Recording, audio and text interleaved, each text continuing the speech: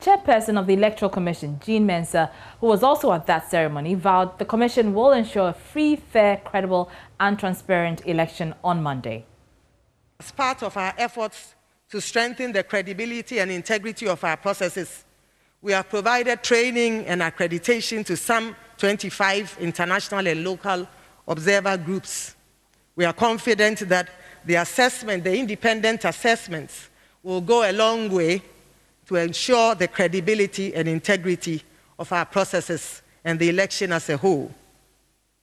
Distinguished ladies and gentlemen, I'm pleased to note that the level of transparency and openness of the Commission, as well as its responsiveness to the citizenry, has helped reduce suspicion and build trust and confidence in the Electoral Commission. We are confident that the various efforts employed by the Electoral Commission will result in a credible and peaceful election. In the long run, these efforts would yield great benefits for our country, helping to foster peace, stability, and development. May God bless our homeland, Ghana, and make our nation great and strong. Let peace reign. Security expert Professor Kwesi Enin joins us via Zoom. Always good to see you, Prof. Now, this is not the first time we've seen these two men sign a similar peace pact. Are we certain that the signing alone can quell any act of violence during election day? No, I mean, the act of signing peace pacts alone are not enough to prevent violence or to enhance compliance with the terms of the peace accord. But peace accords or peace pacts are symbolic gestures of the hopes and aspirations of the signatories, and by extension, their supporters, what is inside that pact. So if I unpack the statements from the president and the former president, it's about Ghana, it's about our democratic process, it's about strengthening institutions, but also the expectation of the professionalism of all those individuals who have a role to play in ensuring that there's an acceptability and credibility around the process.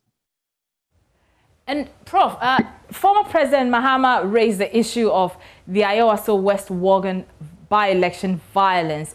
And I'm not sure whether you saw it, but if you looked at his demeanor, he wasn't entirely happy that a lot had been done in the past, but there was not a lot of commitment to ensure that, violence doesn't break out again. And essentially, he was accusing the government of failing to ensure peace when they needed to do that. So what do you make of this? I mean, people say that this was a peace pact. You're supposed to commit to peace and not bring up issues of the past. What are your own thoughts on this?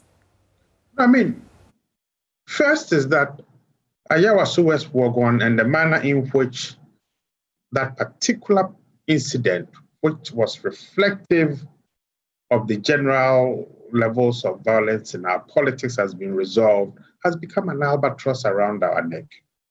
But even more disturbingly, it's almost become like a Pandora's box, because the Commission report and its recommendations were basically mostly shelved, and the white paper did not speak to the most critical aspects of it.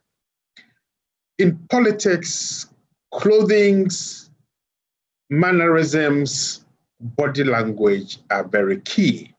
And I think you've pitched it right in terms of the body language and the mannerisms of the former president, showing a certain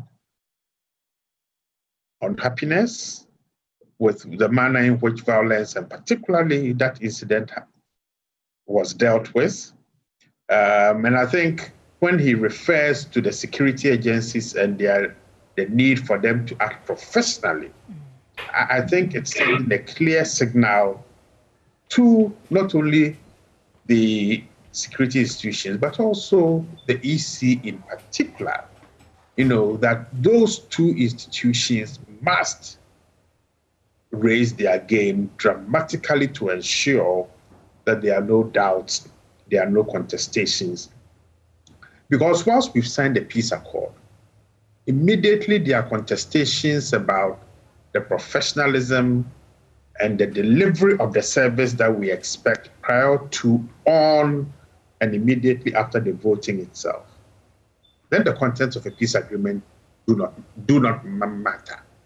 It is the supreme interest of the parties that will unfortunately, take over the behavior of people. So we need to prevent any set of incidents, individually or in complex formations, that will send an unfortunate signal that institutions have not acted professionally. Professionalism is what must drive the performance and the delivery of the services that the citizenry expects on Monday. And Prof, you talk about professionalism, which is very important. In fact, this morning when the IGP addressed the personnel before they were deployed to other parts of the country, he also raised the issue about professionalism. But there are those who argue that in as much as these personnel want to stay professional and exhibit professionalism, they are unable to do so because they're compromised by, they're influenced by the powers that be, so they can't do their job right. No, I've never bought into this argument. If you are professional and you are driven by the professional ethos of your institution and your training, you will deliver in a manner that even those who seek to criticize you, whilst they don't agree with the outcomes of your performance, will realize that the actions that you've taken were primarily based on your professional assessment of a particular situation. So it should be possible, and actually we do expect, that all those who should perform must perform optimally. And I think the IGP's point this morning was very clear, that those who have sought to threaten the performance of the security agencies are just basically wasting their time. And I will support that statement and say, look, over time, we are built in this country, which, yes, we do recognize unnecessary political interference in the performance of these security actors, but there are also people in there who have decided that they will deliver as optimally as possible. So my admonition for all those who are out there on Monday performing their duty is that Ghana is the sole variable that we should work to protect. This is a Ghana enterprise. This is a Ghana for victory performance. Ghana's interest and the interest of its citizenry is what we must fight for. And therein lies the protection of the professionalism that we are looking for. And I like the president's ending of office statement, the quotation of the national anthem, and those words admonishing us to go out there and do our best for this country. Professionalism is ingrained in almost every aspect of our national ethos. There can be no excuse and there can be no acceptance of those who cannot perform as optimally as possible. Professor Kwesi Inning, as always, it's always good to hear from you. So many thanks, so much. I'm so thankful for your time, always.